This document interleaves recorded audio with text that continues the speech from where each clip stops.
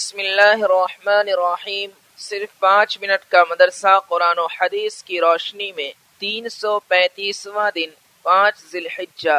Number 1، اسلامی تاریخ۔ امام ابو داؤد رحمۃ اللہ علیہ، آپ کا نام سلیمان اور والد کا نام اشعث تھا۔ ابو داؤد آپ کا شروع ہی سے لقب تھا۔ آپ کی ولادت باسعادت سن 202 ہجری میں شہر سجستان میں ہوئی۔ آپ نے علم حاصل کرنے کے لیے مصر، جزیرہ، عراق اور خراسان وغیرہ کے لیے سفر کیے۔ آپ بڑے بڑے حفاظ حدیث اور فقہا میں سے ایک ہیں، لیکن فن حدیث میں آپ کا ایک خاص مقام ہے۔ آپ کی شان میں یہ کہا جاتا ہے کہ آپ کے لیے حدیثیں اسی طرح آسان اور سہل کر دی گئی تھی جس طرح حضرت داؤد علیہ السلام کے لیے لوہے کو نرم کر دیا گیا تھا۔ اور بعض علماء فرماتے ہیں کہ امام ابو داؤد رحمۃ اللہ علیہ دنیا میں حدیث کے لیے اور آخرت میں جنت کے لیے پیدا کیے گئے ہیں، اور ہم نے ان سے اچھا اور افضل کسی کو نہیں دیکھا۔ آپ نے بے شمار کتابیں لکھی ہیں، جن میں بلند پایا کتاب سنن ابی داؤد ہے جو 4800 حدیثوں پر مشتمل ہے۔ آپ خود فرماتے ہیں کہ میں نے آپ صلی اللہ علیہ وسلم کی 5 لاکھ حدیثوں میں سے 4800 حدیثیں اس کتاب میں لکھی ہیں۔ آپ کی وفات بصرہ میں 16 شوال سن 375 ہجری کو ہوئی۔ نمبر 2، اللہ کی قدرت۔ بجلی کوندنا۔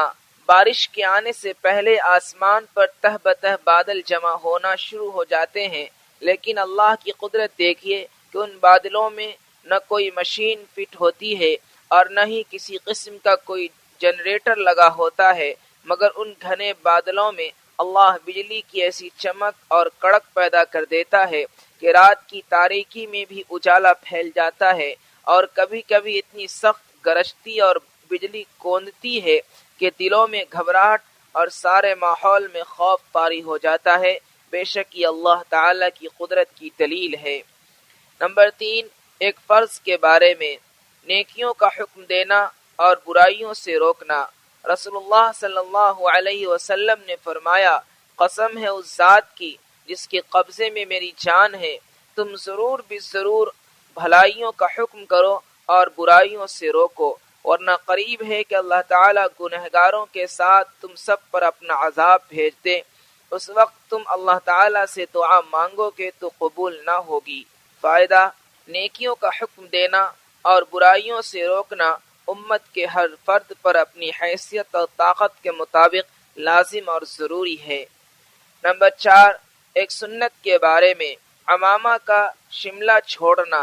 رسول اللہ صلی اللہ علیہ وسلم جب عمامہ باندھتے تو اس کا شملہ اپنے دونوں کاندھوں کے درمیان چھوڑ دیتے۔ نمبر 5، ایک اہم عمل کی فضیلت۔ اچھے اخلاق والے کا مرتبہ۔ رسول اللہ صلی اللہ علیہ وسلم نے فرمایا، یقیناً مومن اپنے اچھے اخلاق کے ذریعے نفل نمازیں پڑھنے والے روزے دار شخص کے مرتبے کو حاصل کر لیتا ہے۔ نمبر 6، ایک گناہ کے بارے میں۔ نماز سے منہ موڑنا۔ معراج کی رات رسول اللہ صلی اللہ علیہ وسلم کا گزر ایسے لوگوں پر ہوا جن کے سروں کو کچلا جا رہا تھا۔ جب سر کچل دیا جاتا تو دوبارہ پھر اپنی حالت پر لوٹ آتا، پھر کچل دیا جاتا۔ اس عذاب میں ذرہ برابر کمی نہیں ہوتی تھی۔ حضور صلی اللہ علیہ وسلم نے حضرت جبرائیل علیہ السلام سے پوچھا، یہ کون لوگ ہیں؟ حضرت جبرائیل علیہ السلام نے جواب میں فرمایا، یہ وہ لوگ ہیں جن کے چہرے نماز کے وقت بھاری ہو جاتے تھے، یعنی نماز سے منہ چراتے تھے۔ نمبر 7، دنیا کے بارے میں۔ دنیا سے بے رغبتی۔ رسول اللہ صلی اللہ علیہ وسلم نے فرمایا، جو شخص دنیا میں رغبت کرے گا، اس میں لمبی لمبی امیدیں باندھے گا، اللہ تعالیٰ اس کے دل کو دنیا میں رغبت کے حساب سے اندھا کرے گا، اور جو شخص دنیا سے بے رغبتی کرے گا اور اپنی امیدوں کو کم کرے گا، اللہ تعالیٰ اس کو بغیر سیکھے علم عطا کرے گا اور بغیر کسی کی رہنمائی کے ہدایت عطا فرمائے گا۔ نمبر 8، آخرت کے بارے میں۔ ایمان والوں کا ٹھکانہ۔